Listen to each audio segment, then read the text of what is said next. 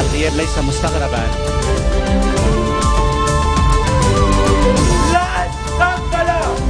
لا عم بصير 7 أياد بشكل آخر.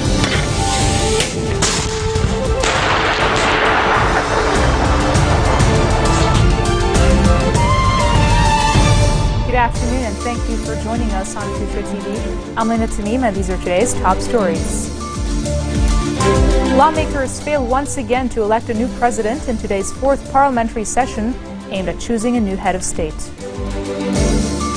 Lebanese forces leader Samir Jaja lashes out at the March 8 alliance, accusing it of intentionally obstructing the presidential elections. Rebels in Syria detonate 60 tons of explosives packed underneath a large army base. Lawmakers have once again failed to elect a new president, as differences between the March 8 and 14 alliances led to a lack of quorum in today's 4th parliamentary session aimed at choosing a new head of state. Speaker Nabih Berri set May 22nd as the 5th round to hold the elections. Only 73 lawmakers out of 128 were present at Parliament. Reports say MPs of the March 8 loyalty to the resistance bloc did not attend the session, while the majority of March 14 alliance members were present. March 14 MP Nabil Defrege accused the March 8 of deliberately obstructing quorum, while MP Robert Ghanem rejected calls for a constitutional amendment regarding the elections. MP Sami Jmayil of the Kataib Party echoed this statement, adding that those obstructing quorum will be held responsible for the consequences of the vacuum. Lebanese forces leader Samir Jaja has lashed out at the March 8 alliance, accusing it of intentionally obstructing the presidential elections. Jaja has called for amending the constitution in a way that will help conduct the presidential election in case of a boycott by parliamentary blocs. A statement issued by the LF office says Jaja suggested the second round of the presidential election should not need a 2/3 quorum, but rather a half+1 quorum, and the third round should be held with whoever is present. Jaja warned the obstruction will continue to no end if this procedure is not followed. Speaker Nabih Berri has adjourned discussions on the public salary scale to May the 27th after MPs failed to agree on how to finance it. The marathon session saw its tense moments as lawmakers debated controversial proposals such as imposing taxes on illegal seafront properties, increasing the rate of value-added tax, and hiking taxes on the profits of banks. The Union Coordination Committee said it will reconsider its next move after May the 25th and has called on teachers in public and private schools to resume teaching. The head of the UCC rejected any compromise over the draft salary scale as thousands of teachers and civil servants gathered yesterday in Beirut in a day of rage.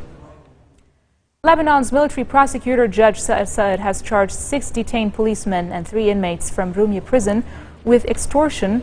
Judicial sources say the charged inmates and policemen, all guards at Lebanon's largest prison, were collaborating to blackmail other prisoners in exchange for services such as allowing them to make phone calls or providing them with cigarettes. Saad referred those charged to military investigative judge Riyad Abu Ghaida. As a host of aid agencies struggle to provide help to the flood of Syrian refugees into Lebanon, middlemen have worked their way into the cracks of the distribution system, demanding bribes and adding another layer of suffering for those fleeing the war.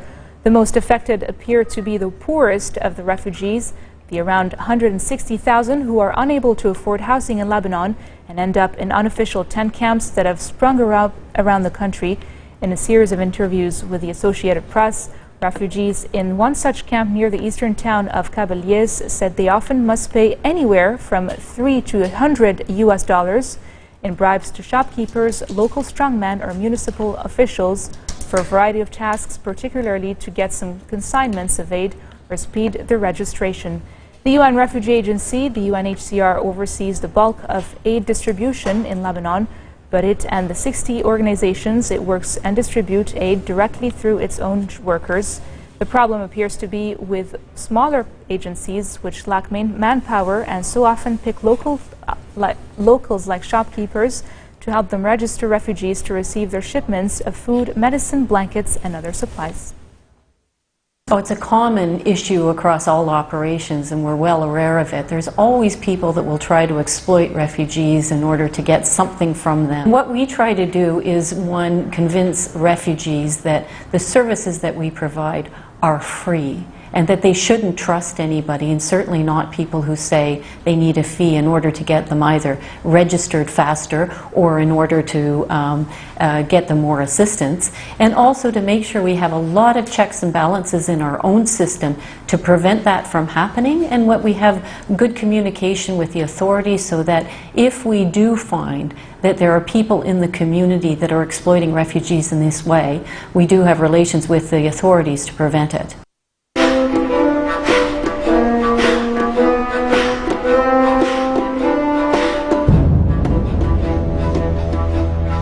Rebels detonated 60 tons of explosives packed underneath a large Syrian army base, blowing a hillside hundreds of meters into the air. An Islamic Front commander says his brigade dug a 150-meter tunnel underneath Wadi al-Dayf base, which is surrounded by rebels but has remained inside government control for the entirety of the war. The commander says he did not know how many government soldiers had been killed, but said it will help rebels break into the base, which has been used for attacks in the surrounding province of Idlib. Rebels fighting to overthrow President Bashar al-Assad regularly carry out guerrilla attacks, but have only started using large tunnel bombs in recent weeks on military targets, including a hotel used by soldiers in Aleppo just last week. Government forces have also killed more than 40 people, many of them civilians, in airstrikes north of the country. And coming up next, Turkey's biggest union stages a strike amid mounting anger over the country's worst mining incident. Stay tuned.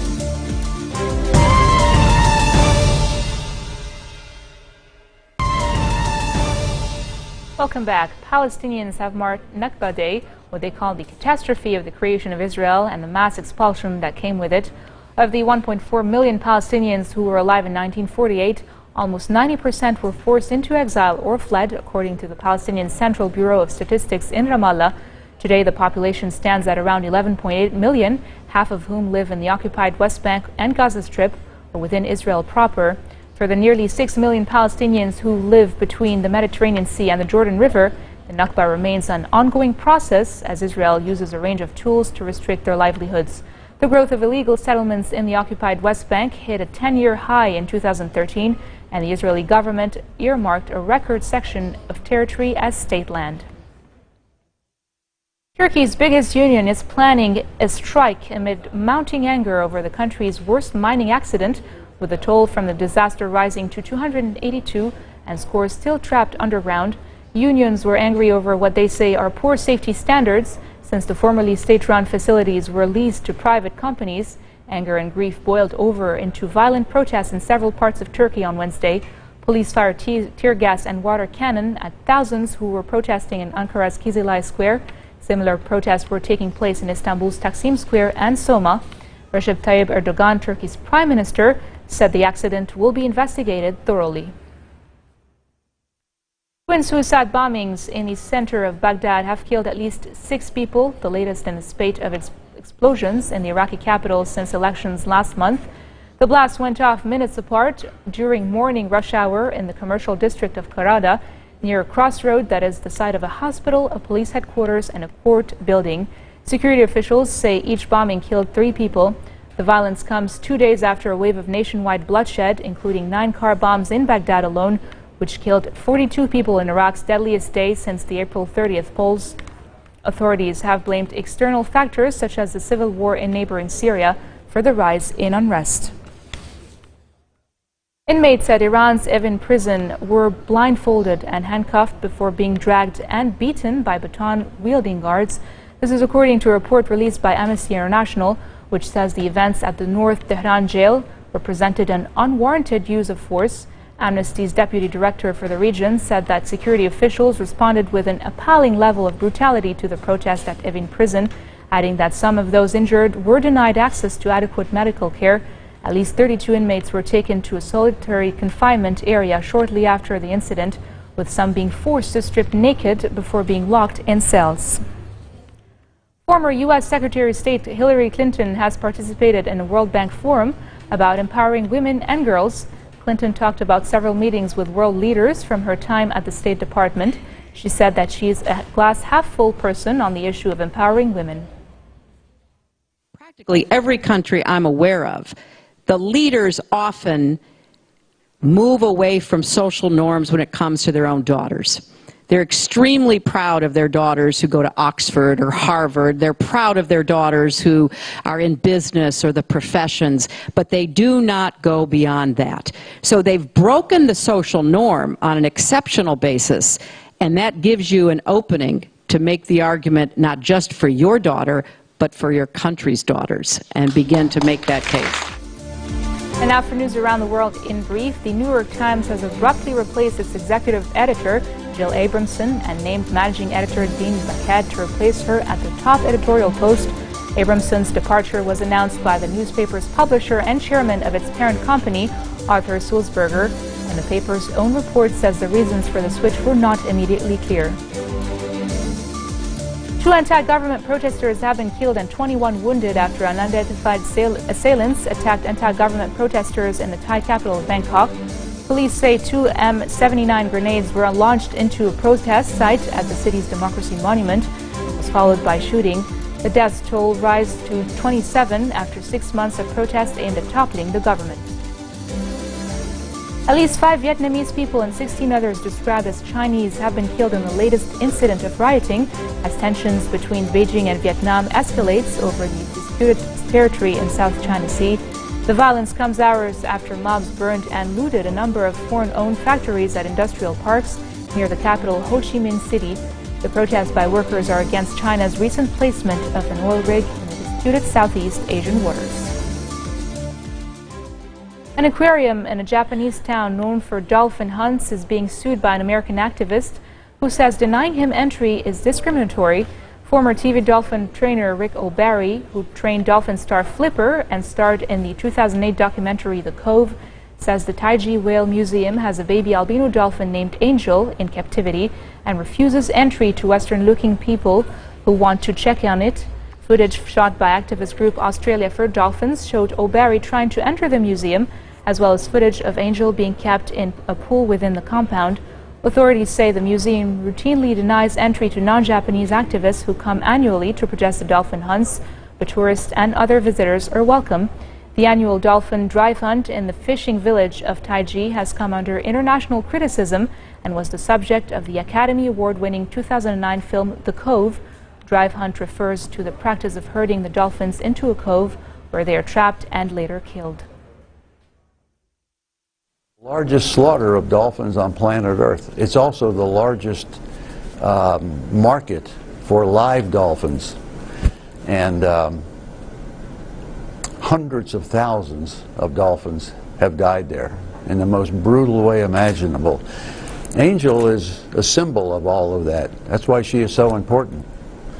We're trying to get her out of that building, which is really a simple piece of business. If they really cared for her, they would move her outside into a natural sea pen where she can experience the natural rhythms of the sea and the current and the sunshine. And she's being bullied. The Taiji Whale Museum and the owner, the Taiji government, are in violation of Article 14 of the Japanese Constitution, which has to do with race and not allowing Westerners into the Taiji Whale Museum. It's kind of like if you came to Miami, Florida, where I lived, and you tried to buy a ticket at the Miami Seaquarium and there was a sign there that said, "No Japanese allowed." Well, that's racist, and it's also illegal. And it's illegal here in Japan as well. They don't want people like me to go into the Taiji Whale Museum to monitor Angel. This marks the end of our bulletin for today. Now for a reminder of our top stories. Lawmakers fail once again to elect a new president in today's 4th parliamentary session aimed at choosing a new head of state. Lebanese forces leader Samir Jaja lashes out at the March 8 alliance, accusing it of intentionally obstructing the presidential elections. And rebels in Syria detonate 60 tons of explosives packed underneath a large army base. That's it from me and the news team here at Future Television. Catch Yumna Naufal and I tomorrow for more of the world's top stories. الغياب ليس مستغربا.